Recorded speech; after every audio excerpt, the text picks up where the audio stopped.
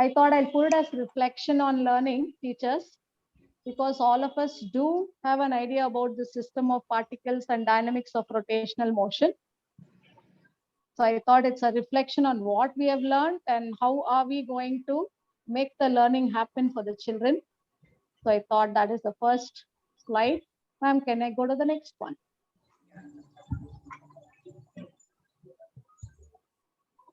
So if you can see the purpose of this chapter in 11th standard, basically we need to understand what is center of mass and its motion and also the significance. So why should I learn about center of mass? How does it help us in any way in discussing physics about, say, a rigid body?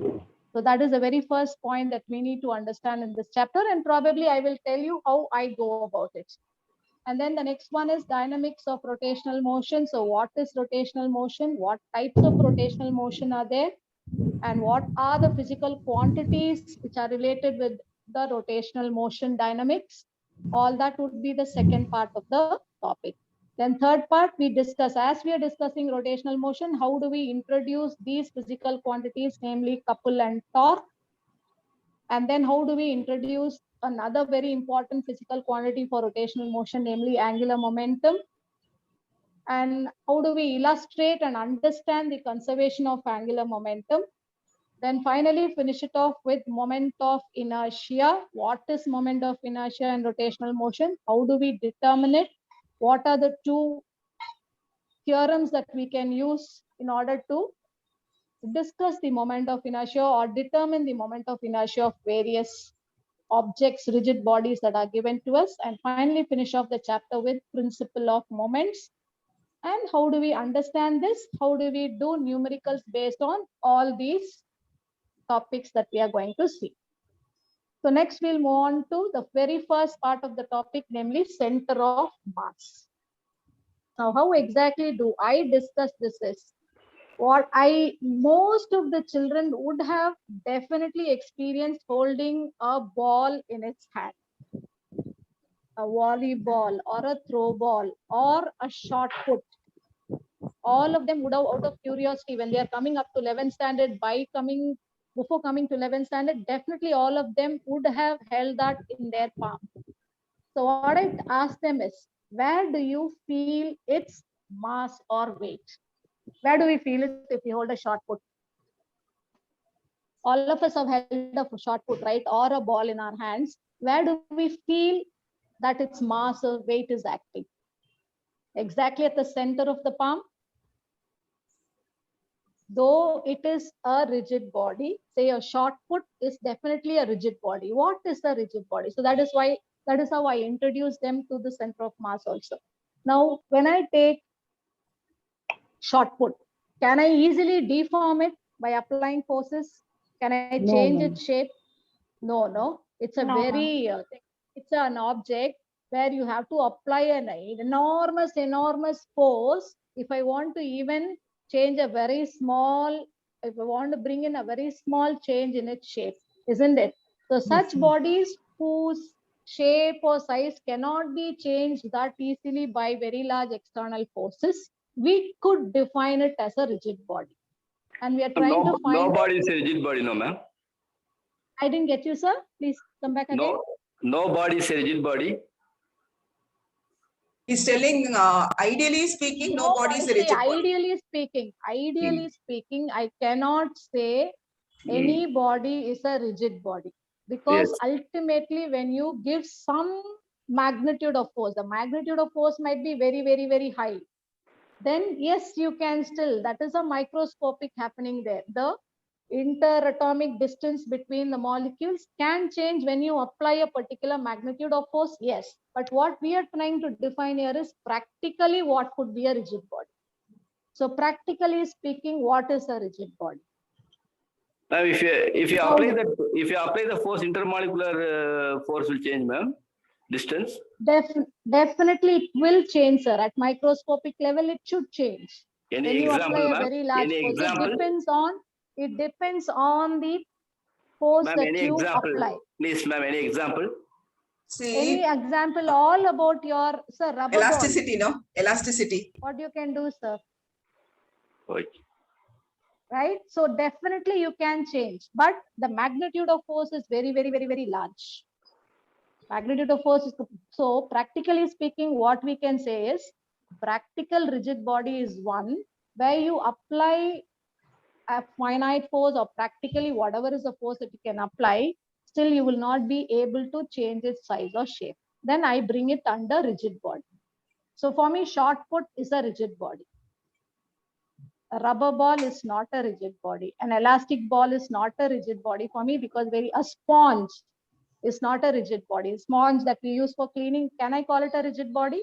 Then we can take only solid, ma'am. Very solids where where I cannot that easily change The dimension. the shape and size Shape. or the distance, intermolecular distances, I cannot change that easily. Then I take that to be practically a rigid body. And for this rigid body, I want to find out the center of mass. Now, what is this center of mass? As I told you, if I take a shot put, keep it on my palm, just hold it in my hand like this. Right? Sadly, I'm not able, you're able to see me? Are you able to Yes, see me? ma'am. All Yes, of you? ma'am. Yeah. So if I hold Center it of in my mass, we can say center of mass is a point, ma'am, where that mass is no, you can concentrated. see me placing my, I think, yeah, you can see me placing my mouse on my hand, right? That is what I placed. It's a rigid body. This mouse is a rigid body, right? And I will feel its mass at one particular point. So that point I'm going to call it, or I'm going to make them understand, is defined as center of mass of that rigid body. So now you can give so many examples for this center of mass, where it lies. So just one thing, sir, somebody was telling, sir, throwing a bat. So this is actually baseball bat, right? And you can see the dots marked on it. Can you? Can you see the dots marked there? And we are going to call that as the center of mass. Before even talking about where the center of mass is, we have just defined what is center of mass. It is a point where we say the whole mass of the body is said to be concentrated. That is where we feel its whole, later on we'll say we feel its whole weight. Now, the next point that comes in here is, should the center of mass definitely lie inside the body itself, or can it lie outside?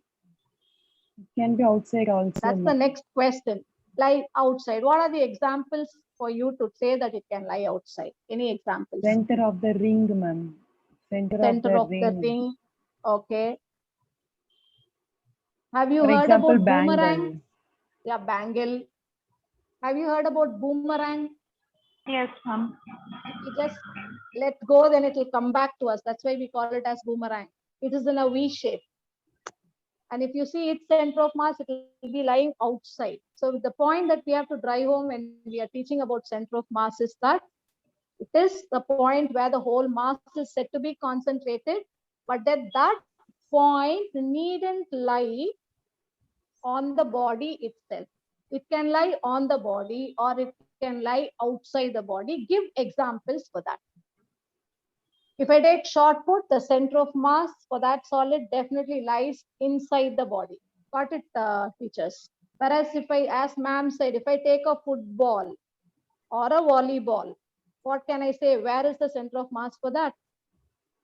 That also, its weight also I'm feeling at the very center of my palm. Where do you think that center of mass lies? Ask such questions. Then children will start thinking.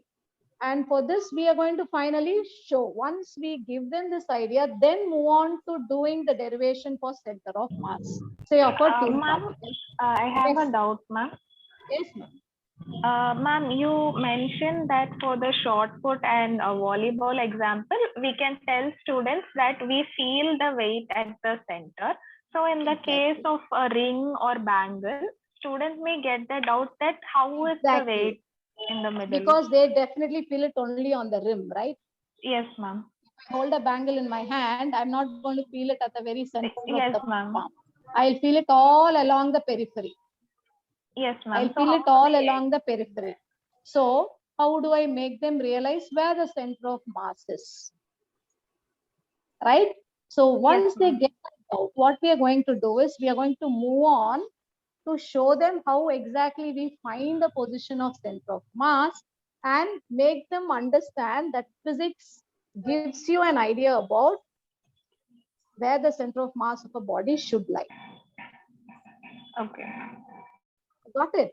Because if you, as you said, if you take a ring, definitely it is not going to be felt. If they hold it in their hand, they are not going to feel it at the center for sure. Isn't it? Because all the mass is on the periphery along the Yes, ma'am. circumference. So definitely the doubt will come for the child. So what we do now, how do I decide where the center of mass lies? So that we go into the derivation. I'm not going to do the derivation here. I think you can go through the derivation. So I'm not going into the derivation here. Yes, teachers. So I've just given you a picture showing just the how to determine the center of mass of a two particle system. Now let us understand one thing here. When I'm saying a two particle system, right? The two particles have a definite position vector and there is a definite distance between them which I can measure. Then it becomes a discrete particle. It is not a continuous mass distribution. I can easily locate mass M1. I can easily locate mass M2 with a very distinct position vector. Then I call it as a two particle system. And I think you know the way to derive it. I'm not going into the derivation.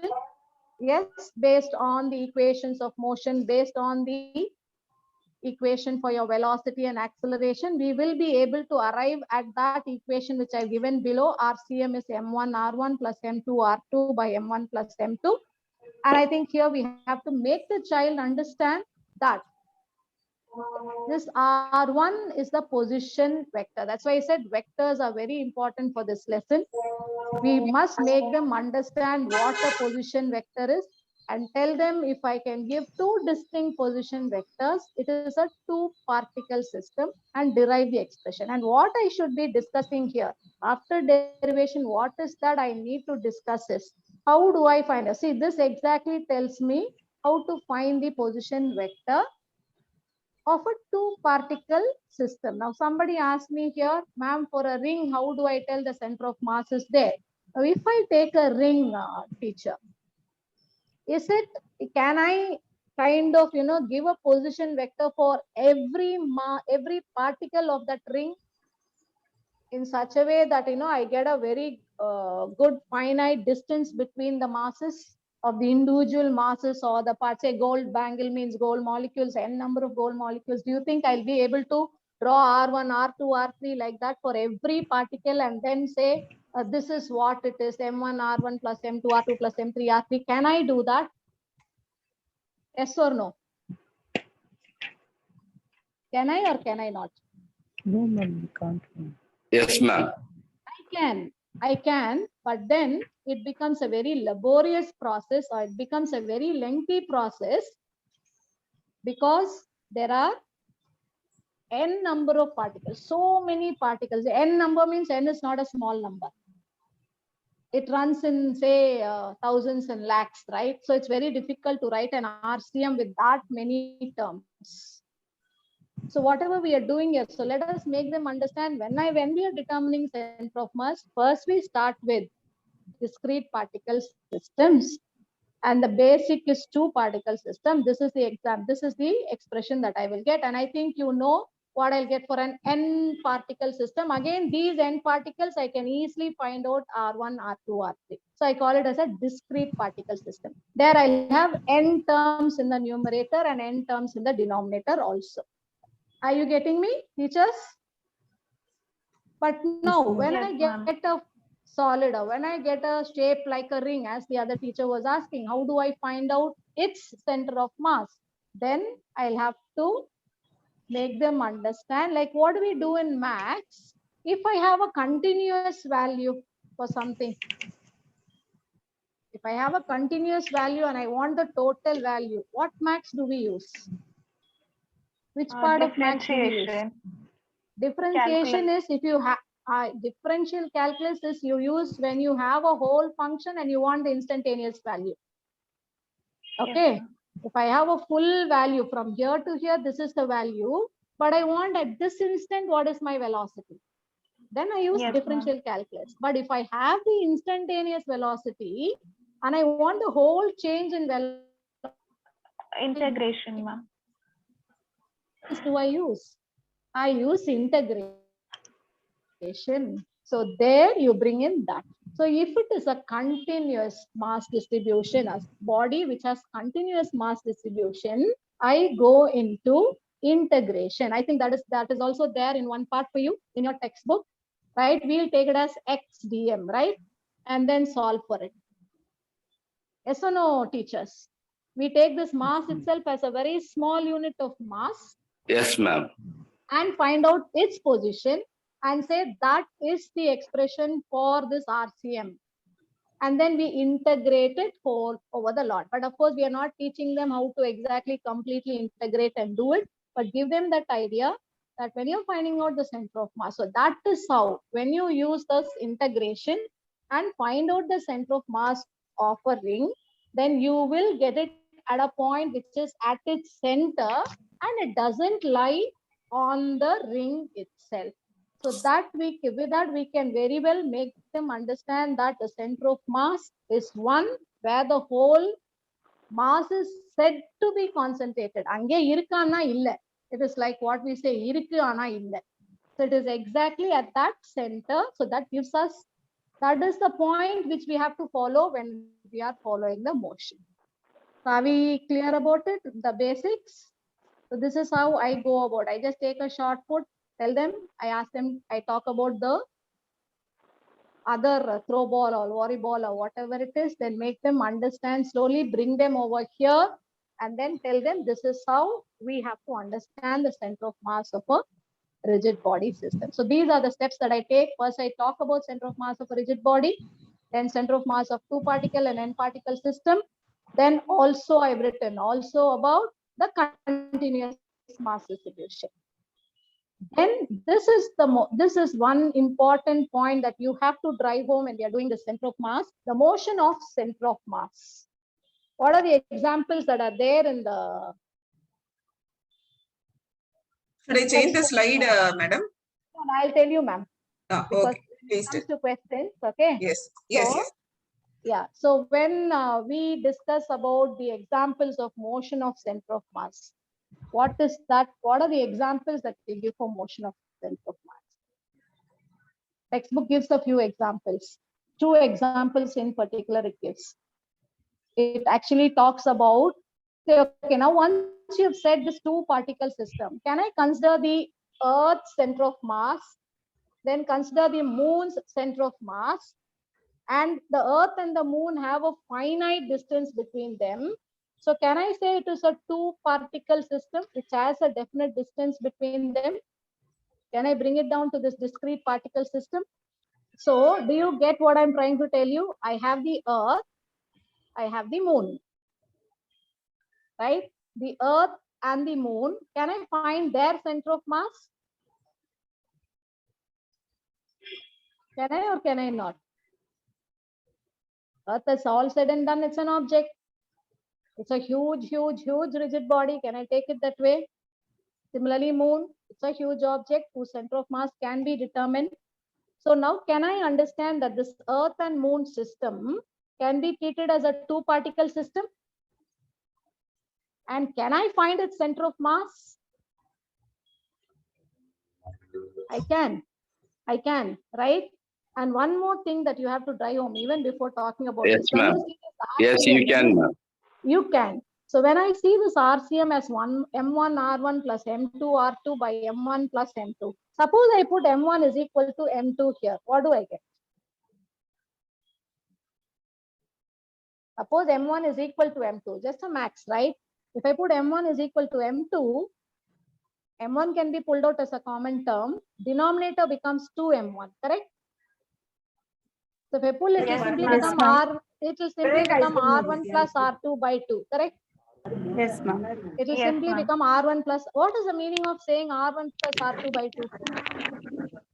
It lies at the midpoint between the two objects. Exactly. So now this gives me an idea. If I have two particles which are having a mass comparable to each other, which is equal to each other, then the center of mass lies exactly at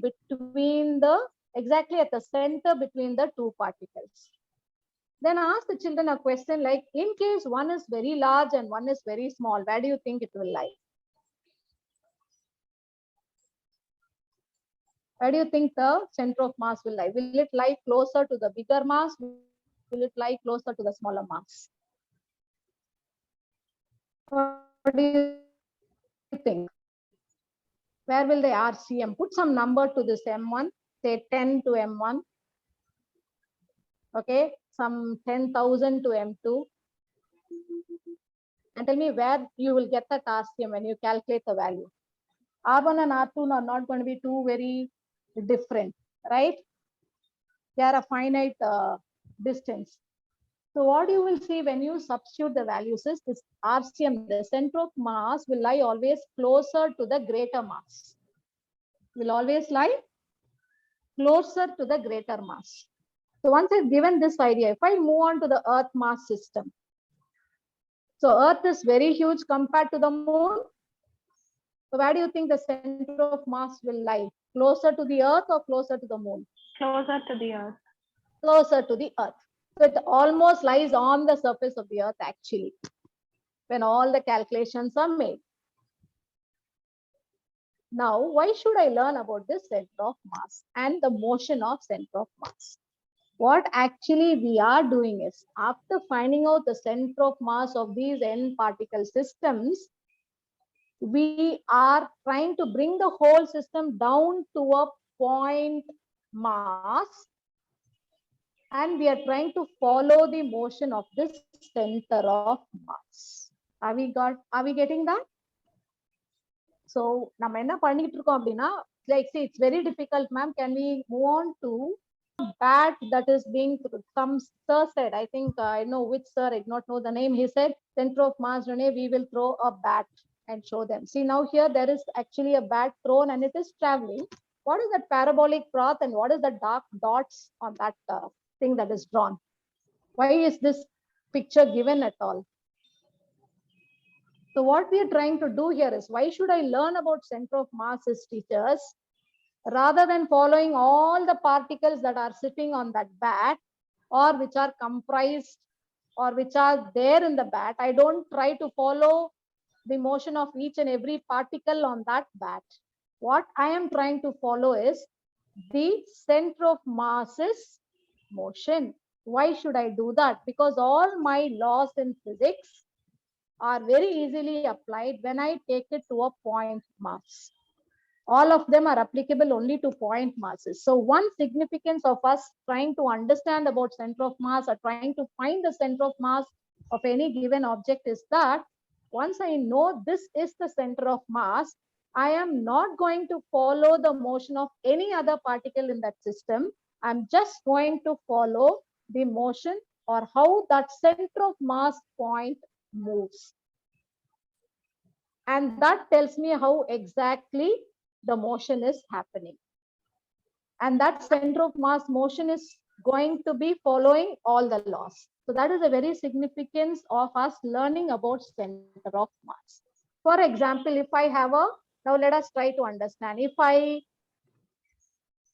say, we do know linear momentum conservation, isn't it? Do we? Do we know linear momentum? When is linear momentum conserved?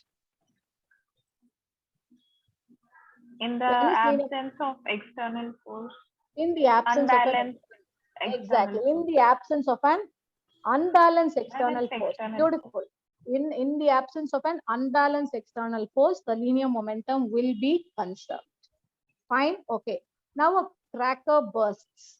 Okay, or a rocket which is in flight simply suddenly just goes into pieces. Yes. So now, will I follow the motion of the pieces to know, like, you know, how, what happens, or do I follow the motion of the center of mass? So if I can follow the center of mass, Momentum is conserved there in the flight. Is momentum conserved during that flight? Because I'm not giving any external force for the rocket to burst. It's all internal. Okay, there's no external force coming and applied for it to burst. Suddenly it just bursts there because of some internal energy change happening. It just bursts. So there is no external unbalanced force acting on it. So all the pieces move in different directions to conserve momentum. Right? Probably what I could do is, if I know the motion of center of mass, I could probably say the mass with these pieces, like no, the pieces with certain masses are going to be moving in this direction, are going to be taking that velocity, because I know center of mass has to take this particular direction in the absence of external force. So for us to know about the center of mass and its motion is very, very important. Now so far fine. So can I continue? Any doubts or any thoughts that you would like to give? Because in 1.5 hours, I must cover the whole chapter, right? So now here, this center of mass, coming back to the examples that we are going to give for the center of mass motion, if you come to your Earth-Moon system now, Earth and Moon are going to become two particle system. You can find out its center of mass. So rather than following how the Earth is actually moving or how the Moon is actually moving, you have framed planetary laws, isn't it? What is my first law? Kepler's first law of planetary motion, that every planet goes around the Earth, goes around the Sun in a particular elliptical orbit. Do you think it's the orbit made by the Earth alone? Do you think so? That's my Kepler's first law, right? Kepler's first law says the Earth, every planet goes around the Sun in a particular elliptical orbit. So is it only the motion of the Earth there, or the Moon is also going around the Earth, isn't it? So give the children an understanding that it is actually the path taken by the center of mass of the Earth and the Moon system. That is what we are looking at. So by looking at the motion of that center of mass, I know this is where the Earth is, and I could easily know this is the position of the Moon. Are we clear?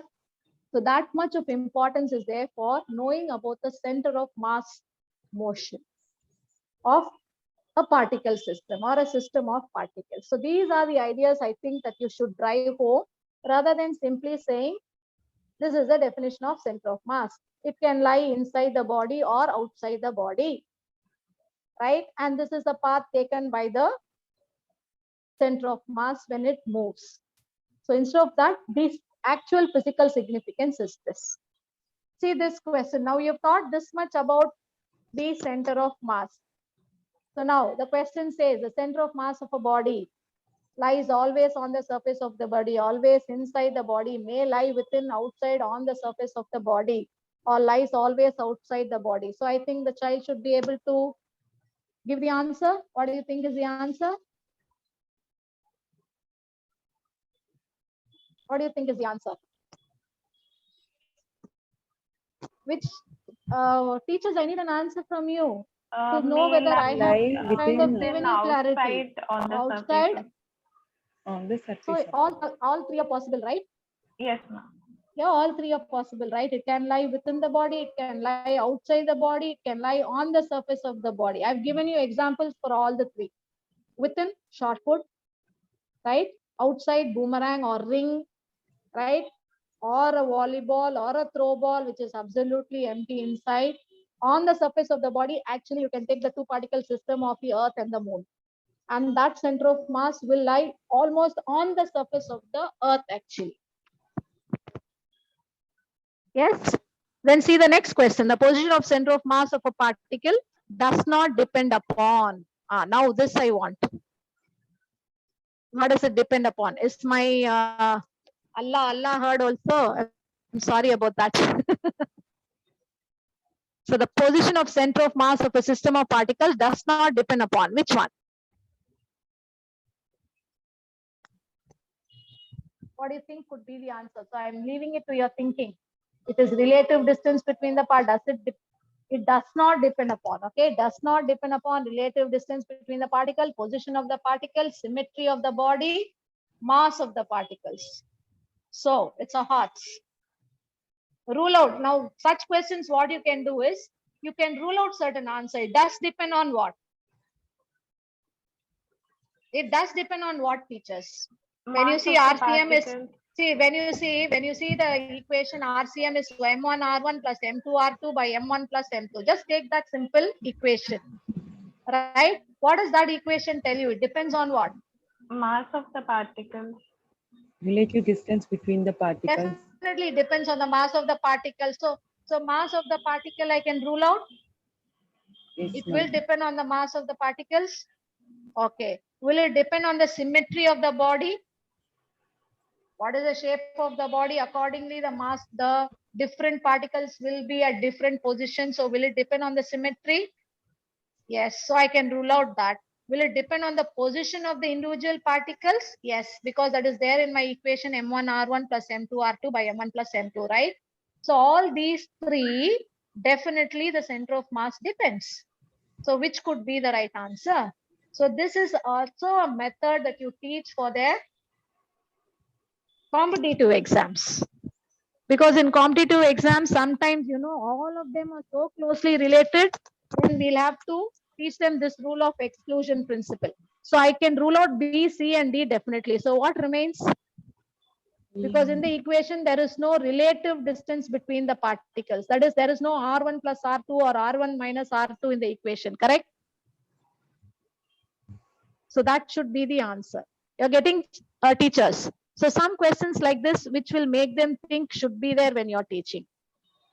Ma'am, next slide, ma'am.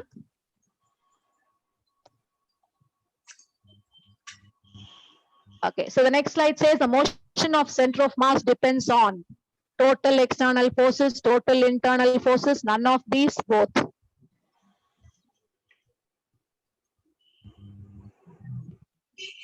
So,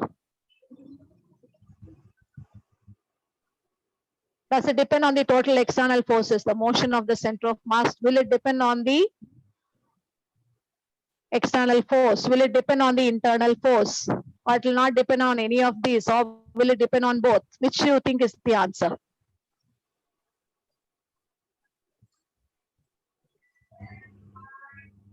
Teachers, I need some answers. Right or wrong? It's okay. It is a discussion forum here, isn't it? So what do you think? The motion of center of mass is going to depend on what? Which way is that center of mass going to move? Which way is that? See, that's why I said the center of mass is a point, right? Sir's coming Total up. I internal think force, ma'am.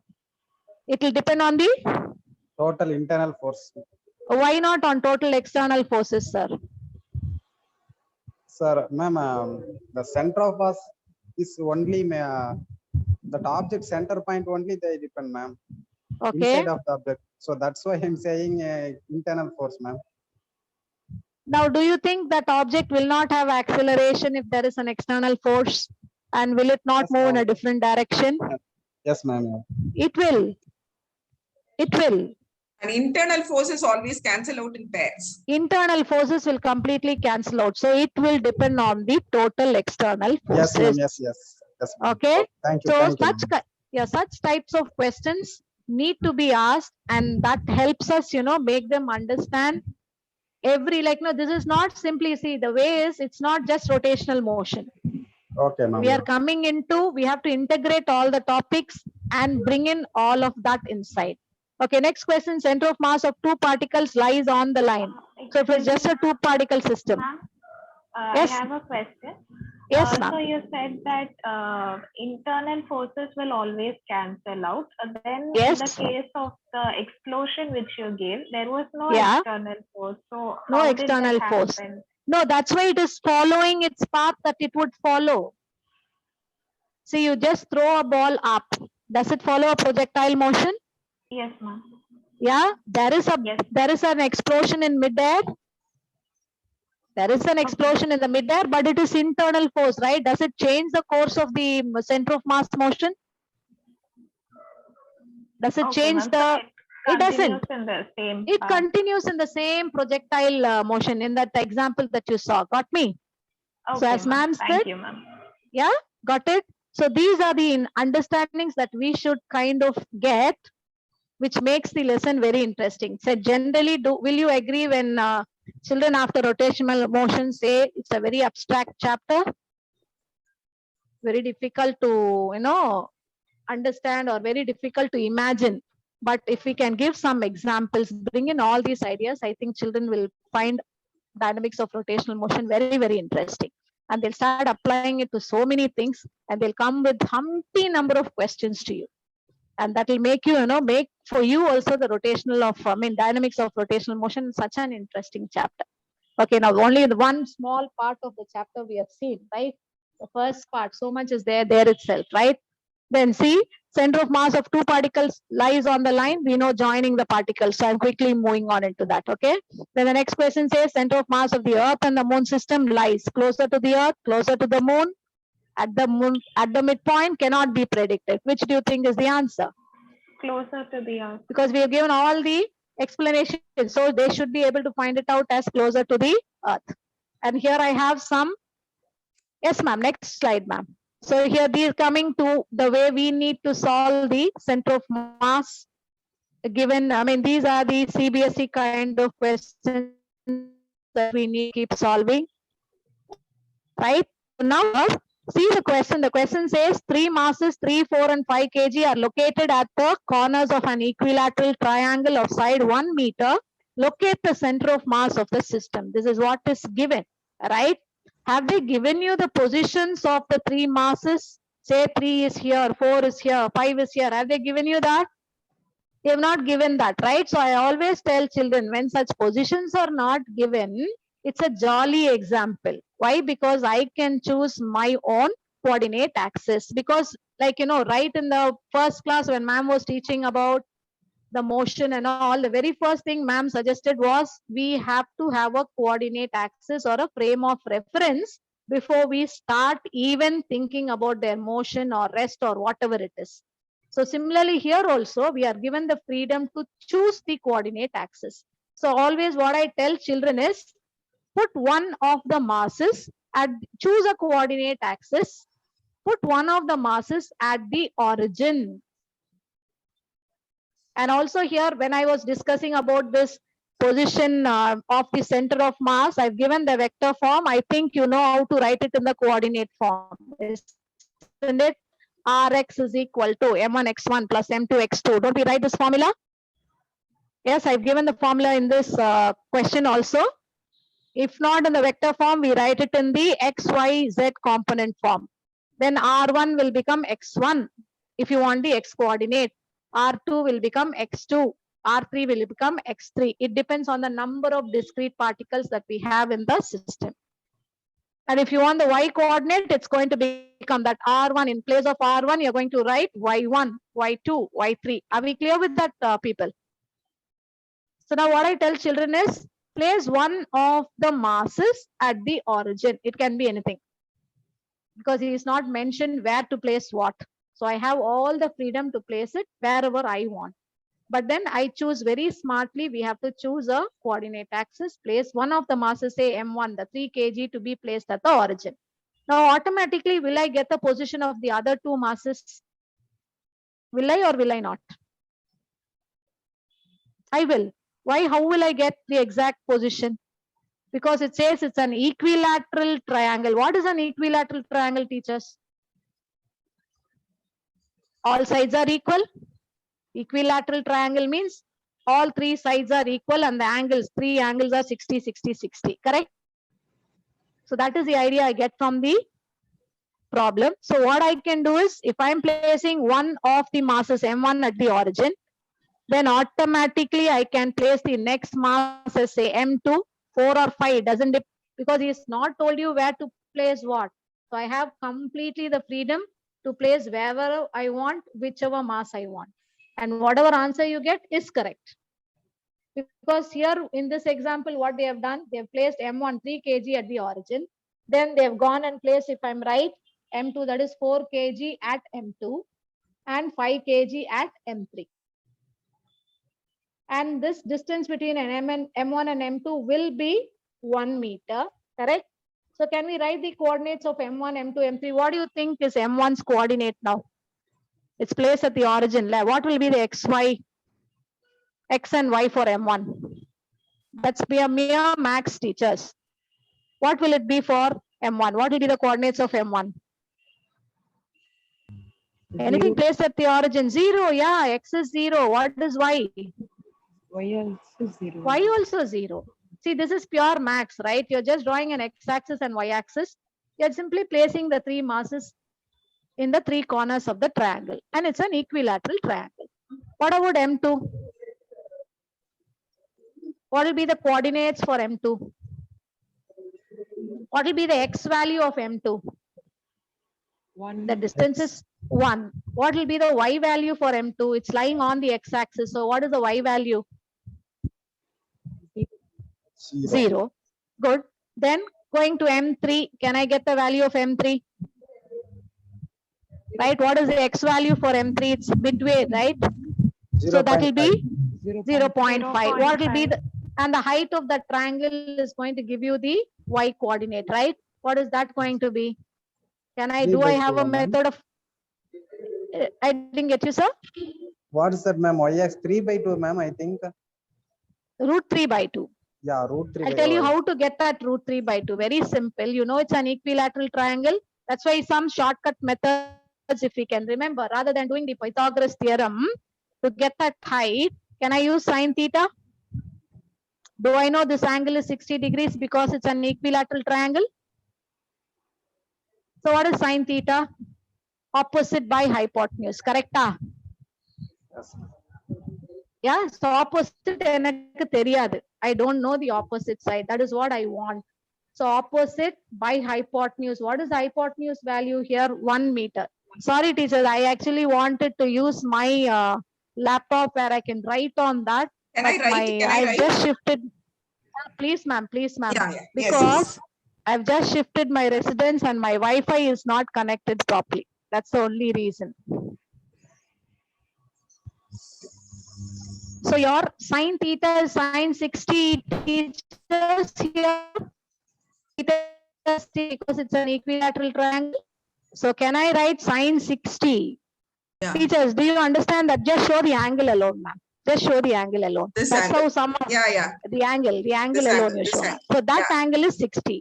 So what is sine 60, teachers? What is the value of sine 60, teachers?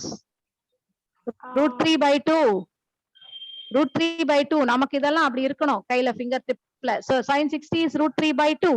What is root 3/2 equal to? What is sine 60 equal to? Opposite by hypotenuse.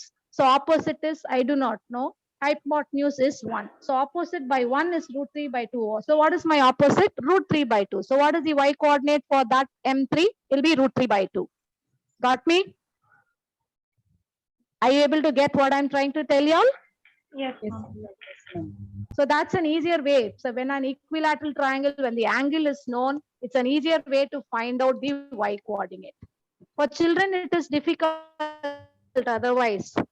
So these are the small little things that you could tell children, which will help them, which will make them feel it is easy, right? And hence after that, you're going to just use the formula m1x1 plus m2x2, right? And do it. Ma'am, go to the next one, ma'am.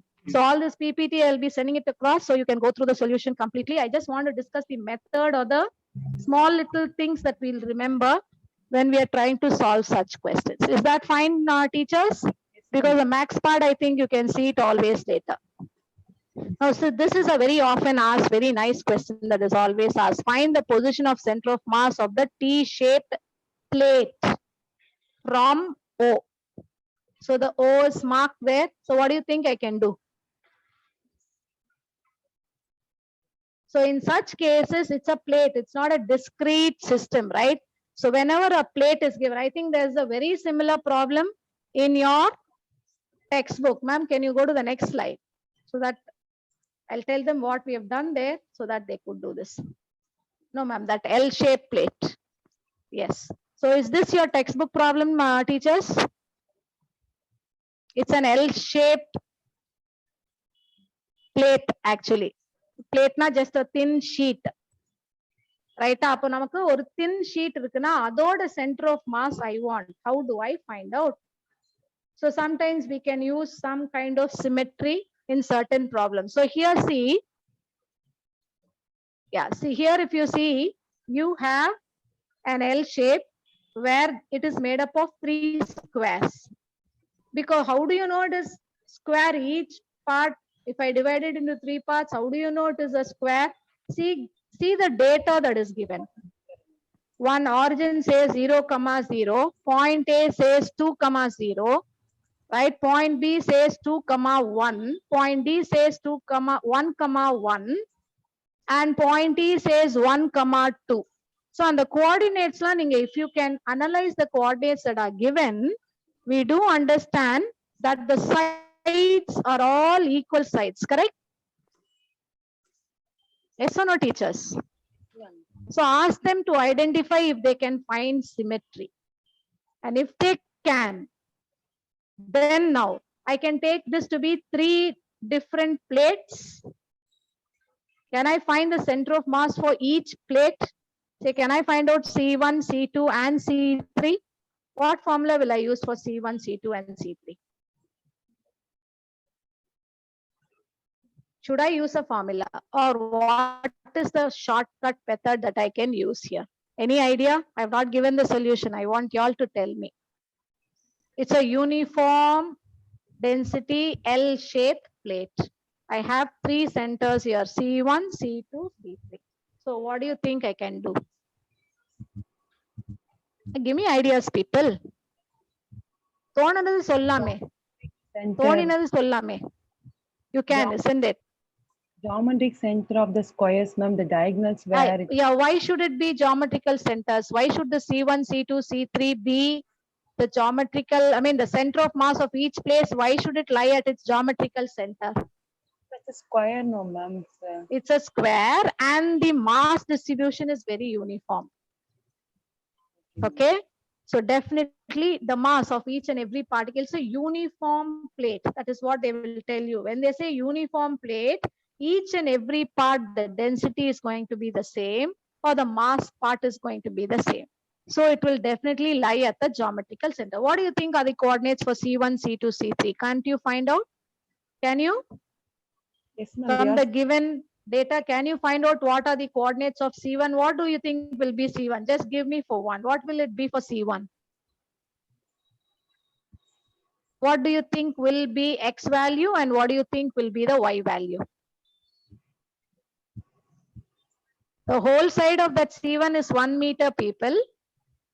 So what do you think will be the center's value, X value? 1/2, 1/2. 1 meter la paadi evlo pa? 1/2. 1 by 2. So C1 will have an X coordinate 1 by 2 and also Y coordinate 1 by 2. Will you agree? Yes, ma'am. X and Y will be 1 by 2, 1 by 2. Agreed? Yes, ma'am. Similarly, what will it be to C2? What will it be for C3? இதெல்லாம் வெறும் maths தானே, இங்க ஒரு பிசிக்ஸும் கிடையாது. C2 க்கு என்ன value இருக்கும்? X coordinate.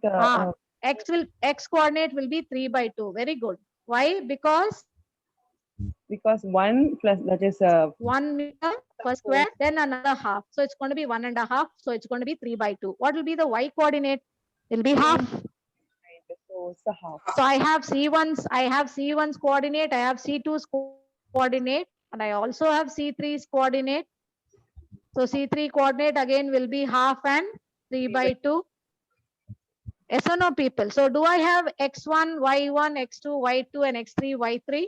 So can I get the center of mass for all these 3 particles now? I've brought it down to a point mass. That's what I was telling you repeatedly. The significance is whenever you're using center of mass, try to bring it down to a point mass so that the proceeding becomes very, very simple and easy. So here you could do that, use your symmetry and find out the center of mass. So I leave the solution to you. I've given you the idea. Ma'am, could the next one? So for the want of time, I'm just moving on to ma'am T-shaped cutting. Go to the 10th slide. No, the next slide. I think, okay, what did we learn? We have gone to, right? So I think we have learned about center of mass and how to determine the center of mass, teachers. Few examples only I have taken, but these are the very often asked ideas in center of mass. Then moving on to the next part of the chapter is the huge part of the chapter, right? Will you agree? And this is the importance I was telling you. We follow the motion of center of mass, which helps in understanding the motion of the whole rigid body. Okay. And once we bring it down to the center of mass, we can apply all laws. We are bringing it down to a point mass. Are you understanding? When I find the center of mass and say that is where the mass of the whole body lies, then we can apply all the physical laws to this rigid body. So that is the significance or the importance or the relevance of learning center of mass at this level. So next slide, ma'am. Good. What do you see? What do you see, teachers? So this is how exactly with this example is what I always start my dynamics of rotational motion. So you can see how many blades of the. 5, ma'am. So how do you think I can introduce rotational motion to the students? In no time, we can finish off everything with this one particular example. And one more very often used example by me is opening and closing of doors. And also one more. I will tell you all the three and I'll tell you how I use it. See if you find it useful. And if you have any other ideas, please do share. As we are telling you right from the beginning, there are so many ideas that you have to reach at your children level that we can also use. So what is happening here? I asked children, they see the fan running, right? So I asked them what is happening there. They immediately use the word rotate. That they know, isn't it? The fan rotates. Right? Yes, ma'am. Fine. The fan rotates. That's all. Okay. Then I'll go open and close the door. I'll ask them what's happening to the door. So what do you think they will tell me? Yeah, apply the force. If I apply a force, they will say, ma'am, you're applying a force, because that's the idea they are having, isn't it? Ma'am, you're applying a force, making the door rotate. Again, they'll use the word rotate. Fine. Then generally, literally, I take a top to the class, bambaram. Bambaram எடுத்துட்டு போவேன். Somebody in the beginning told me, ma'am, can't we use a top? Right? So I'll take literally, I'll play for some time actually. எடுத்துன்னு போய் நான் இதெல்லாம் சுத்தி எல்லாரையும் விடுவேன். I'll ask all of them to, some of them will be so interested in, they might be experiencing it for the first time, bambaram vidradallam, because we generally don't have all those games now, right? Mostly washed out. Maybe in your areas where you have a little bit of rural area, all that is still existent. Teachers, will you get lot of tops? Yes, sir. Yes. Yes, இல்ல ஏன்னா எங்களுக்கெல்லாம் இங்க வந்து அவங்க இந்த பம்பரம் பாக்குறது எல்லாமே like it will be in that very fashionable bambaram which they rotate and they just leave it from their hand, it starts rotating. That's the kind of toy they see, right? ஆனா real bambaram உங்க ஏரியால தான் இருக்கும். I'll do that also. I asked them to observe the fan. I asked them to observe so this is all like it makes rotational motion very simple to me. It has made it very simple, so I'm sharing the experience. Hopefully you can give me if you have any other ideas of introducing. So I asked them to observe the fan. I also asked them to observe the way I'm opening the door, closing the door, the way I am holding on to the handle of the door. Where am I applying the so-called force that we are telling? And then I also make them observe the way the bambaram spins. So what do you think is the similarity between this fan rotating and the bambaram rotating? I want you to give me similarity, or is there a difference between what is the similarity, what is the difference? I want you to tell me. நீங்களும் பார்த்திருப்பீங்க இல்லையா? Fan சுத்துறதும் பார்த்திருக்கோம், பம்பரம் சுத்துறதையும் பார்த்திருக்கோம். What do you think is the similarity? What do you think is the difference? In the case of a fan, there is a fixed axis of rotation, whereas in the top, it may change after some time. So that is the difference, right? What is the similarity? That's the difference. Difference சொல்லிடுறது easy இல்லையா? வித்தியாசங்கள் சொல்றது ரொம்ப easy. What is similar between the two? What do you think is the similarity between both of them are undergoing rotational motion? Are they undergoing what is rotational motion then? What is rotational motion? So you can ask all these questions, no? Yes or no? To make them understand what is rotational motion. How is it different from translatory motion? We already know translatory motion, yeah. What's the difference between translatory motion and rotational motion? What is translatory motion? Is this fan undergoing any translatory motion? No, ma'am. No. But then what is translatory motion? Wheel of the car. Object, Yeah. Yes, sir. Please go ahead, sir. So translatory motion means every point of that object should be undergoing the same displacement. அப்படியே ஒரு இடத்துல இருந்து இன்னொரு இடத்துக்கு நகரும். கரெக்டா? It will completely get displaced. There will be a change in position for every point on that object. Correct? Yes, ma'am. Yeah. Equally Now, sharing of energy. Exactly. Now here what is happening? Rotating about a fixed. Do you think all the particles, say you take one particular blade of this fan which is rotating, okay, one particular blade, place some points on that blade, will they represent different particles? Ma'am, do it on the static fan. Do it on the static fan. Yeah. So if you're going to place different points, take different points on that static fan. Can I say there's one particular particle lying at every point that I'm placing on that blade? Sorry. Yes or no? On that static fan, if I take நிறைய points எடுத்துக்கலாம் அந்த blade மேல. ஒவ்வொன்னும் ஒரு particle அங்க உட்கார்ந்து இருக்கா? நான் வைக்கிற பாயிண்ட் புள்ளி வைக்கிற இடத்துல எல்லாம் is there a particle sitting? Yes or no? Yes, ma'am. Yes or no? Teachers, quickly, because 5:30 we should close. So it's already last 20 minutes we are in. So I'm trying to give these basic ideas quickly. So can I take there's so many particles lying on that one particular blade? Yes, Okay, ma'am. the next picture is the fan is rotating. You saying the fan is rotating, right? What kind of a path will every particle on that blade sitting undergo? Enna kind of path will it trace? Fan is rotating, isn't it? The blades are moving.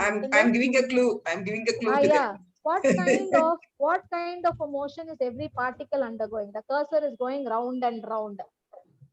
Merry-go-round மாதிரி round round போயிட்டு இருக்கு. So what is the kind of path that every particle takes? Circular teachers? Direction, ma'am. Clockwise direction, rotation. இல்ல அது என்ன kind of path எடுக்குது? Circular path இல்ல straight line path எப்படி போயிட்டு இருக்கு? Circular Straight line, path, if right? you consider, It's undergoing if a we consider circular all path. displacements, rolling, ma'am. Translational come rotational. This is not rolling. This is not No, rolling. what I mean, circular motion, then it undercomes the translational as well as rotational means it come under rolling and here. No. That's what the idea concept is. நீங்க வந்து translational சொல்லிட்டேன்னு வைங்கோ. Translational motion சொல்லிட்டேன்னா, okay, it is undergoing a circular motion, right? See, translatory motion of every particle is happening, okay. Then what kind of translatory motion is happening? an object moving straight line, ma'am. Straight line la move ஆறுதா, sir? Yes, ma'am. Moving in a straight line? Are Yeah, you ma'am. sure? Yes, No. ma'am. With time, you just try to trace the locus. no. அது போற வழியெல்லாம் அப்படியே ஒரு லைனை போட்டுட்டே போங்க. Translatory motion here is perpendicular to rotational motion. We can neglect translatory motion for small displacements, ma'am. So finally, we consider only rotational motion. The idea you're giving is very Yes, yes. okay, anyhow, right? So let us try to understand it in a different way. Okay, now when these blades are moving, I'm just considering one blade. Okay, one blade, many particles on that blade. Now, what I want you to tell me is, as the blade is moving, just concentrate on one blade. Those particles on that blade. You should consider one blade. Okay, take one blade.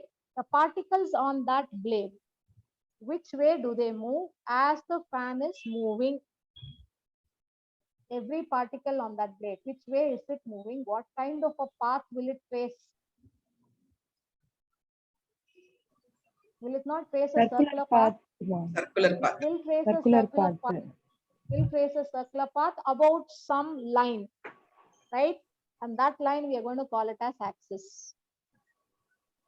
So the way you're going to define rotational motion about a fixed axis is, if a rigid body moves in such a way that its particles, okay, now this fan is a rigid body, will you agree? Yes, ma'am. Will you agree? Now that fan, the particles of that fan are all undergoing circular motion about a fixed axis or a fixed line, which is perpendicular to the direction of motion of the particles. Will you agree? Are you getting me? All the particles of that blade are undergoing circular motion about a fixed line, and that line is perpendicular to the direction of motion. Agreed or not agreed? Yes, ma'am. Yes, definitely. Then we will say it is rotational, pure rotational motion, because it's just about a fixed axis. So this is rotational motion for you. Bambaramku idukku enna difference? Bambaram chuttudhu thane. It is also undergoing rotational motion, isn't it? But then what is happening to that fixed line? Is it in one direction or its direction also keeps changing? Bambaram chutturadhu paathirukkom illaya? Yes, ma'am. X direction. Bambaram அப்படியே நின்னு சுத்துமா இல்ல after some time Axis of rotation will change in it, ma'am. Exactly. So that fixed line that I'm talking about is not going to be fixed with time. Are you clear? As the time goes by, Bambaram first steady ya nera chuttum. Konja neram kaichi, it will just have that kind of, motion. What about table fan or pedestal fan? What happens there? What do you think happens there? You keep it under oscillation. In சொல்லுவோம்ல நம்ம oscillationல வை fan அப்படிம்போம்ல. அப்ப அங்க என்ன ஆறுது? The blades are undergoing circular motion, correct? All the particles of the blades are undergoing circular motion. They are rotating about a fixed axis, but that axis is also rotating, isn't it, with time? Fan இந்த பக்கத்துல இருந்து அந்த பக்கம் போறதே, definitely the axis is also changing its direction, correct? So that's a different kind of rotational motion, which we are going to call it as gyration. Got it? So just introduce them to the type of rotational motions that we can think of. One, rotational motion about a fixed axis.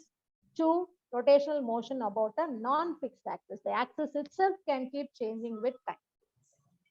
And in this chapter, let us make them understand that in this chapter, we are going to be talking about rotational motion about a fixed axis. Ma'am, next slide, please. You know you can draw a rigid body, draw a fixed axis. And இதே fan when you're choosing 2 points on a blade, people, and the fan is rotating. Now, when it is rotating, when you're going to take 2 points, ma'am, go back to the fan itself. It's easy for me to explain. So now here, when you take 2 points on a particular blade, right? இப்ப எப்படி assume பண்ணிப்போனா அந்த fixed blade, fixed fan இருக்கு இல்லையா? So ma'am இப்ப ஒரு cursor வச்சிருக்காங்க ஒரு இடத்துல. Say that is the initial position of that blade. Ma'am, you keep it where you had. Okay, just keep it there. Okay, so that is the initial position of that particular blade. After some time, where do you think it will be? Will it be there? The way it is rotating. Can I take the next left position, ma'am? Left, adukku left, in the pakam. Yes. So can the blade come there after some time? That blade which was vertically up, can it come there after some time? Yes, ma'am. Because it is rotating. Good. Now what I want you to tell me is, what is the angle covered by all the particles on that blade? when it comes from that initial vertical position to this position? Will it be the same or Showing. I'm taking different particles. particles? And what is the angle? Angle same irukuma illa angle veraya irukuma? Or particle. Angular displacement. Angular displacement. Angle will be the same. Correct? Angle covered by each one of them will be the same. But what about the path distance that they cover? Will it be the same? Path distance vandu actually arc distance. Correct? Because every particle is taking a circular motion. So it will be the arc distance. Correct, Appa? Yes, ma'am. So will the arc distance be the same? Will the arc distance be the same, or it depends on the distance of the point from the point of rotation? கிட்டக்க இருக்கிறதெல்லாம் குட்டி circle எடுத்துக்கும். கரெக்டா? Yes, கொஞ்சம் ma'am. தூரமா இருக்கிறதெல்லாம் will take a larger circle. Large circle. Yes, ma'am. Larger circle. So I'm showing.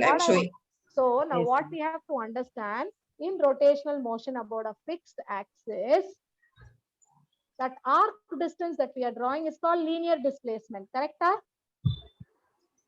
Yes, ma'am. And that angle that it covers is called angular displacement. So let us Yes, introduce linear and angular terms right from the beginning. Every particle with different linear displacement, but same angular displacement. So displacement is clear. What is the next quantity we will discuss for any motion after displacement? Displacement தெரிஞ்சாச்சு, displacement இப்படி ஆறுது அப்படின்னு தெரிஞ்சாச்சுன்னா, what is the next point that we will discuss? Angular what is the next velocity, physical ma'am. quantity? Velocity we will discuss. Okay, linear displacement is different. Angular displacement is same. Correct? Yes, ma'am. Angular displacement is same. So what can you say about linear velocity and angular velocity? V is equal to R omega. அது அப்புறமா நீங்க கண்டுபிடிக்கிற relation. V is equal to R ஒமேகாங்கிறது நீங்க கண்டுபிடிக்கிற relation. ஓகேவா? நான் V பத்தியும் omega பத்தியும் கேக்குறேன். புரியுதா? I am asking you about V and omega. How do I define velocity, people? Ma'am, can we go to the next slide?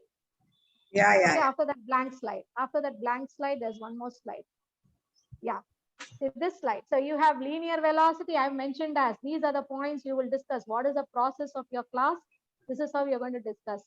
See, linear velocity, angular velocity. All particles come. So it is a rotational motion. You can see even my diagram is rotating 1 to 3 to 4, right? So as it is rotating, the linear velocity same arkuma, different arkuma for all the particles. Will it be the same? Will it be different? Linear displacement the direction is changing, so velocity will change, ma'am. See, direction is ma'am, direction is changing. One thing, it's not the linear distance also different.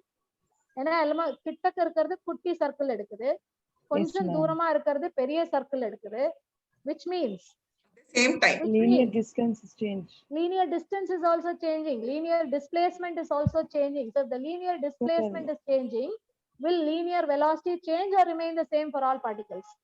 Linear velocity also will change, ma'am. Will change. So let us drive home continuously. Linear displacement different, then linear velocity different. If linear velocity is different, will linear acceleration be different? Yes or no? Yes, ma'am. Linear acceleration will be different, right? If linear acceleration is different, will the force acting on the particles be same or different? What decides the acceleration? Change in velocity. What decides the acceleration of a body? Change in velocity, ma'am. How does that change in velocity happen? Change in distance, because the distance, linear distance is changing. அதுவும் எது எப்படி distance change ஆகும்? How, when will distance change? When will it get displaced? Only when I apply an external unbalanced force. Unbalanced right? force. Yes. Right? And Yes, the change in acceleration depends on for a given mass. ஒரு mass நான் வச்சிருக்கேன்னா அதோட acceleration will depend on the force acting on it. Yes, ma'am. So now what I will say, linear displacement is different, linear velocity is different, so linear acceleration will also be different, which means linear momentum, which is m into v, that will also be different. Linear force will also be different, acting on every particle. of that rigid body which is undergoing rotational motion. Are we clear with this? Yes, So ma'am. this is how I introduce. சும்மா ஒரு படத்தை எடுத்து அந்த ஃபேனை வச்சுன்னு சொல்லி கொடுப்பேன் நான். And they will continuously keep looking up at the fan, and then I'll bring them to the door. Same way door லயும் நான் பண்ணலாம், right? But it is easier to understand with the fan because the fan is rotating. So I can, then I take a diagram on the board, draw a rigid body, and I'll tell them very funnily. இந்த லெசன்ல ஒரே ஒரு advantage என்னன்னா, rigid பாடினா எந்த ஷேப்ல வேணா வரையலாம். I'll tell them, if you are biology students, you can draw even an amoeba or a bacteria you want. Amoeba is shapeless, right? Draw an amoeba, okay, and call it a rigid body. But it is not amoeba. Amoeba is not a rigid body, right? So you draw any shape that you want, draw a fixed axis, and then discuss about all these things. Yes, people. Now, why did I ask you to learn vectors and okay, linear எல்லாம் change ஆகும், correct? Linear velocity different, acceleration different, force different, momentum different. But what about the angular part? Angular displacement is same for all particles. So if Yes, angular ma'am. displacement is same, will angular velocity be same? Velocity. Will be same. Angular momentum will be same for all particles? Yes. What about my angular force? Immediately I will bring in the word angular force. Now what is this angular force? சொல்லணுமா? Torque, ma'am. Dark. அதை எப்படி நான் கொண்டு வருவேன் உள்ள? Dark எப்படி கொண்டு வருவேன்? ஸோ ஜென்ரலா நான் என்ன பண்ணுவேன்னா, அதுக்கு போய் கதவை திறப்பேன். I'll just open or close the door of my class. I'll ask them to observe what I'm doing. I'm applying a force. But what is that force doing to the door? And the door அப்படியே பேர்த்தி கொண்டு முன்னாடி வைக்கிறதானா கிடையாது. Correct? The door, is it completely displaced from its place? No. It is fixed about the hinges. It's able to rotate about the hinges. Correct? Yes, ma'am. It's able to rotate about the hinges when I apply a force. So what is the effect of that force on that body? Moment of force. No, what is the effect of that force? And the force enna Rotational பண்ணுது? motion. It is Rotational causing motion. rotational motion. Right? So Yes, whenever, ma'am. now next thing what I do, teachers, what I do is I'll apply the force at different points on the door. Do you do that? Yes, ma'am. If you increase the Do you distance, people means, do that? Do you people do that? yes, ma'am. I done. இன்னொரு கேள்வி கேட்பேன். இந்த கேள்வி நீங்க கேட்பேன்னு நினைக்கிறேன். The question that I ask them is, when you open the door of your home, when somebody comes, is it easy to hold it? Why do you always hold it by the handle and open? Why can't I hold it anywhere else and open? Why should I open it only at the handle? If you increase the distance from the axis of rotation, means the less force is enough to produce a torque, moment of. So that is the experiential learning. அததான் நம்ம கிளாஸ்ல காட்டணும். டோர்ல வந்து நான் என்ன பண்ணுவேன்னா, அந்த பேர் நீயே வந்து அப்ளை பண்ணுவேன். Because if I apply, they'll think I'm applying a force like, very differently. And I'm trying to show some magic there. So I call the child to the door. I say, same force நீ apply பண்ணணும். நீ apply பண்ற pressure same ஆ இருக்கணும். Different இடத்துல நீ apply பண்ணணும். You must tell me the experience that you are having. Then Okay, when ma'am. she does that, okay, when he or she does that, they get to understand that the magnitude of the force is the same. Correct? நான் ஒரே தள்ளுதான் தள்ளுறேன். அந்த தள்ளோட strength மாத்தல. I'm not changing the strength of the force that I'm applying, but I am trying to apply it at different positions and I'm getting a different rotational effect. Correct? Yes, ma'am. For everything it will rotate, but does it rotate easily when I apply at the handle? Or does it rotate when I apply at the middle of the door? Or does it rotate when I apply it very close to the hinges? So when they do this experiential learning, they come out, ma'am, if I apply here, it is easier to rotate. That means the rotational effect just does not depend on the force that you apply. It also depends where you apply the force, correct? Then introduce your topic called talk. At the talk munnadi you have to introduce the topic called couple. Couple. Right? Yes, ma'am. Yes, So ma'am. couple எப்படி introduce பண்ணுவீங்க? Couple எப்படி introduce பண்ணுவீங்க? Opening the Any tap. idea? What is a Opening couple the and tap, ma'am. opening the tap? Tap. Okay. Then, Steering. huh? Steering, ma'am. Steering. Okay. Steering of a car. Okay. Okay. So two equal and Actually, opposite force. for torque, we can use the spanner also, ma'am, to show the different distance. How do you explain that, ma'am? Yes, Use ma'am. a spanner. If you want to open the nut by using spanner, if you hold it at the end means it's easy to open. But if you hold at the middle means you need Yeah. more force. Very nice. So that's why Very the nice. long handle we will give to Again, open this the is nut. again telling, correct, beautiful, ma'am. So all this is again telling you in the angular force அப்படிங்கிற ஒரு word, I want a force to make the rotation happen na, it has two physical quantities involved. One, force, Force. இன்னொன்னு where I apply the Distance. force, correct? Yes, Where ma'am. I apply. So the position comes into play now, right? Yes, The ma'am. point where I'm applying. So slowly I'm bringing in the word moment of force. So if you introduce it that way, it becomes easier for the children. So who said rotational motion is difficult? So it's very easy to understand if we bring in all these ideas correctly. Yes, people. Now, when I was talking about this couple, okay, you have to bring in, why did I ask you to know about vectors? Inge vector is coming in, isn't it?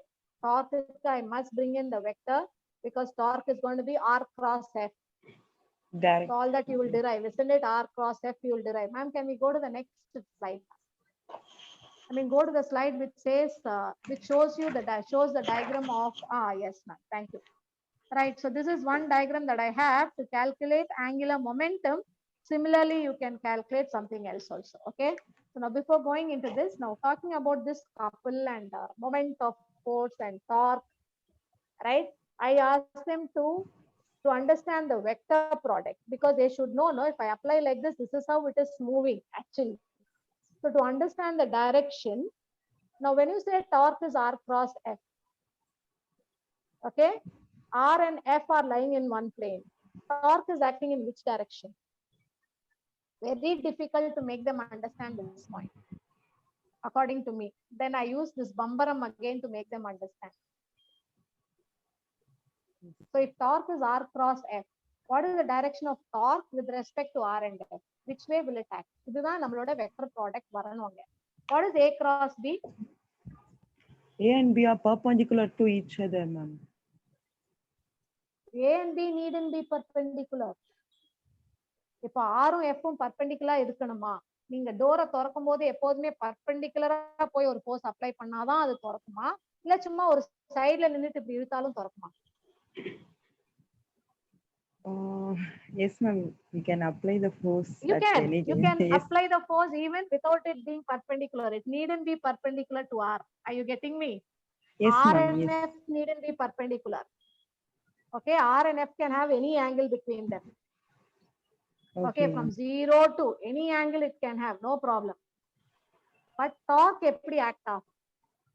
It's a cross product, right? So A cross B is equal to C vector. Now C vector is perpendicular to both A and B, correct? A and B. Yes, ma'am. Yes, Right? ma'am. நீங்க வந்து கதவை தள்ளுறீங்க, கதவு திறக்கிறது. Which way is this torque acting on the body?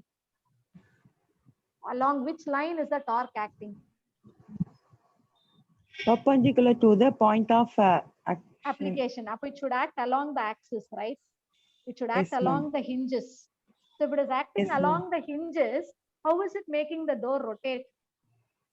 ஏன்னா நம்ம எந்த டைரக்ஷன்ல அந்த ஒரு ஃபோர்ஸ் ஆக்ட் ஆகுதோ அந்த டைரக்ஷன்ல தான் we expect it to move, right?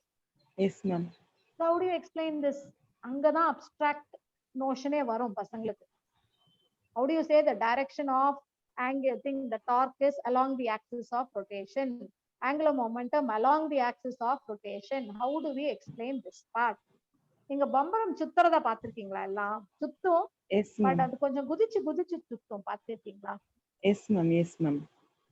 As soon as however smooth you try to leave the bambaram, when it is rotating it will slightly just move up then rotate, move up and then rotate. Have you seen that? Yes, ma'am. However slight that may. So what do you think that is? Why is it moving up and down? So that's one small idea I give children. It is trying, the torque is acting along the axis, making it rotate like that. Are you getting it? புரியுறதா நான் சொல்றது? அது அப்படி அப்படி இழுத்து அப்படி விடுறதாம் torque. Are you getting me? It Yes, just ma'am. makes it go that way. So the torque, the angular momentum, everything acts along the axis of rotation. So this Rotation. idea you must drive it home for them. Yeah. See now here in this diagram, if you see people, we are trying to teach them angular momentum. Okay, that angular momentum is r cross p. சொல்லி தரோமா? Yes, ma'am. R is the position vector, P is the linear momentum, right? We define angular momentum as moment of linear momentum. That's the definition. Okay. How do I understand? Make them understand that it is Rp sine theta. So here, if you see in the diagram, there's one mass M sitting there. That is the particle which is undergoing it. How you have to make them understand is that M is one particle of that rigid body which is undergoing rotational motion about a fixed axis. So நம்ம ஒரு சின்ன point எடுத்திருக்கோம் from that rigid body. Are we clear? We have just taken Yes, one ma'am. mass, like how we place a point on the blade, on the fan blade, we just take one particle of point. that whole rigid body. It is at a particular distance r from the axis of rotation, and it is undergoing rotational motion about that axis, say OY axis. Okay, wow. Yes, ma'am. Right. Now, when it is at that particular point, we know it is undergoing circular motion. Every particle is undergoing circular motion about the axis. So the velocity will be tangential to that circle at that point. Yes, Correct? ma'am. Circular Yes, motion, ma'am. velocity is tangential to the circle. Tangent to the circle. Yes, ma'am. Velocity is acting in that direction. My momentum also must be acting in that direction. Now, momentum is ma'am. m into v. அப்போ மொமெண்டமும் linear மொமெண்டமும் அந்த டைரக்ஷன்ல தான் act ஆகணும். கரெக்டா? Yes, Yes, ma'am. ma'am. Right. Now what we try and do here is just resolve. We can resolve. We know how to resolve a vector, right? So resolve it into two components. When you resolve it into two components, we've written v parallel and v perpendicular, and we marked an angle theta there, right? So your, see what is this theta is? It is the angle between the r vector and the v vector. Are we clear with this? Or the p vector. So r and extend பண்ணீங்கன்னா, if you just take it beyond that m and take it along the blue line, okay, that is the direction of r, and then your momentum direction is that violet line which is along v. So we take the angle between the r vector and the p vector. And now if I resolve this p vector into two components, p cos theta will be along this horizontal component and p sin theta will be along that direction. Now what I want to know from you teachers, which will help in circular motion? P cos theta va, p sin theta va? P sin theta only will help it to go along that circular axis, because அப்படி சுத்தின்னு இருக்கு, anti-clockwise அது சுத்தின்னு இருக்கு. This rp cos theta will only try to pull it away in a linear way. That is translatory motion. Are we clear? Whereas p sin theta only will help in that rotational motion. So though the object has a momentum p, which is that component which helps in rotational motion? Now p sin theta. P cos theta is not helping in rotational motion, so I'm not bothered to take that. Okay. And how do I define moment, angular momentum? Moment of linear momentum. So r into p sin theta. So when you say rp sin theta, it is like ab sin theta, which means ab sin theta only when I have cross product, right? Only when I have cross product or vector product of vectors, a cross b or a magnitude is ab sin theta. So here it will be rp sin theta. Are we clear with this? That's how I get r cross p. So similarly, you can explain for your all the other angular components. So I'm not going into everything because we are falling short of time. So another 5 minutes, ma'am, just go to the next slide. Is it okay, teachers, if I take just 5 more minutes to quickly go through it? Yes, ma'am. Especially Sure, I ma'am. love this conservation of angular momentum and moment of inertia. Quickly, I'll tell you what are the small little things that you can remember. Yeah. Yes, So ma'am. conservation of angular momentum. And this is your last class of the day, or do you have one more? This is the last class for you. So maybe 5 minutes I'll take. Now this conservation of angular momentum, beautiful illustrations are there, right? I'm not having time to actually go into how the conservation of angular momentum comes. But what we understand from that equation of conservation of angular momentum is that I omega is a constant, correct? Because L is equal to I omega and இன்னொரு derivation பண்ணுவோம் நம்ம. Angular momentum we'll derive just not as R cross P, we'll also equate it to I into omega, where I is moment of inertia and omega is the angular velocity, right? Do we do that derivation, teachers? Yes, ma'am. Yeah. So now your angular momentum is product of I and omega. And like linear momentum, when is linear momentum conserved? When there is no External external forces. unbalanced force, linear force. Whereas here, what are we going to say? The angular momentum will not change when there is no external torque acting on the object, right? I Yes, into ma'am. omega will remain a constant. Appo I increase achuna, omega will decrease. Or if I decreases, omega will increase. There are so many beautiful examples, n number of examples that you can give to explain this conservation of angular momentum. Few are given in your textbook, right? I think ballet dancer. Is ballet dancer given? No. Or a person sitting on a chair and outstretching his arms, then bringing it back together. All that is given, right? Yes, ma'am. Yes. But then Yes, what ma'am. about a cat jumping off a wall? What do you think is that? Based on what? There are so many ways you can explain that, okay? I'm looking at one way using rotational motion. So when a cat or a dog jumps off a wall, how does it leaps, isn't it? அப்படி stretch பண்ணிட்டு குதிக்கும், correct? Yes, ma'am. So can you kind of relate it to like it is diving? Yes, So ma'am. if it is diving, it kind of, appadi, like it holds it curves its legs and its body a little. So can I say kind of it is rotating about an axis? It's Yes, rotating ma'am. about an axis. But what is it doing to its mass? அதோட mass spread பண்றது இல்லையா? Because it is stretching itself. So its Yes. mass distribution is increasing about the axis of rotation. So what is moment of inertia actually? mr squared, isn't it? mi squared. So if the mass distribution is increasing, will I increase? Will I increase or not? I will increase. If I increases, what should happen to omega? Teachers, I know you're at the end of the lesson, so quickly we'll finish. Omega Right? will decrease. Omega decreases, ma'am. Omega decreases. Up it will be able to land safely. So that's the physics behind it. That the Yes, cat ma'am. stretches itself when it Yes. is jumping off a height. Like how a swimmer, diver he will start jumping from the diving board. You can see he just curls around a fixed axis. Initially, he curls well so that the moment of inertia is decreased because his mass is coming closer to the axis of rotation. Correct? Yes, ma'am. So his I will decrease, so he'll have a very big angular velocity that he'll be able to do all that magic of somersault in the air. But when he's landing into the pool, what does he do? You'll stretch, ma'am. You'll increase He'll the stretch. momentum. Why? So when he stretches, what is happening? He's increasing his mass distribution, Mass. correct? Yes, Apo I ma'am. increases, so omega decreases, so he'll be able to land safely into the pool. So all this definitely children would have observed, correct?